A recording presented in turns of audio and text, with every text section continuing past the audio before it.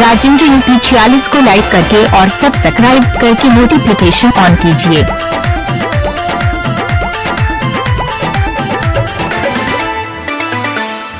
नया नोहर कन्या हम ऐनी राउर घर में कहीं नहीं काम कोनो रहनी शहर में।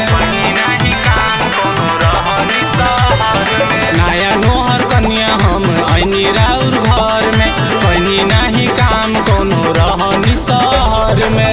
हसुआ धराई जनी ढेर रिगी आई जनी, हसुआ धराई जनी ढेर रिगी आई जनी, नहीं करी हमरा से झूठो रटनी।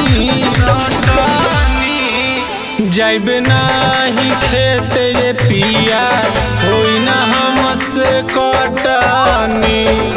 जाइब नाही खेत ये पिया होई ना हमसे कटनी।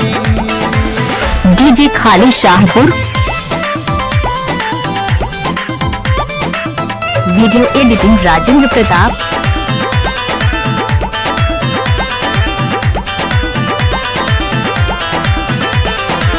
नैहर में कहीं नहीं काम अपना मन से, घाम में चाम जरी पसीना निकली तन से।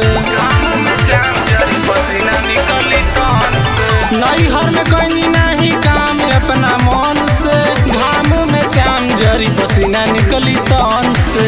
ए राजा बथी करी हैया बुझी हमरो मजबूरी साई। देहिया पिराई बड़ी चले में बुझाई बड़ी, देहिया पिराई बड़ी चले में बुझाई बड़ी, नहीं होई हमरा से ऐसन कटनी। जाइब नाही खेत ये पिया होई ना हमसे कटनी। जाइब नाही खेत ये पिया होई ना हमसे कटनी।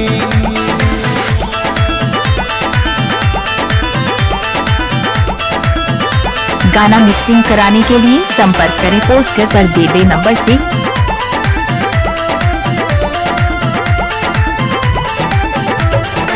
हाथ के न मेहदी छूटल बानी सुकावार जी, कोई आराम जब रही कुंवार जी।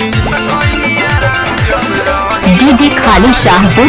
हाथ के न मेहदी छूटल बानी सुकावार जी, कोई आराम जब रही कुंवार जी। ए राजा करी जनी हो जबरिया नहीं निकलब घर से बहरी। राजेंद्र यूपी 46 को लाइक करके और सब्सक्राइब करके नोटिफिकेशन ऑन कीजिए। हम पे रहम करी पिया धंजी काम दे दी ऐसन बटानी। जाइब नाही खेत ये पिया होई ना हमसे कटनी। जाइब नाही खेत ये पिया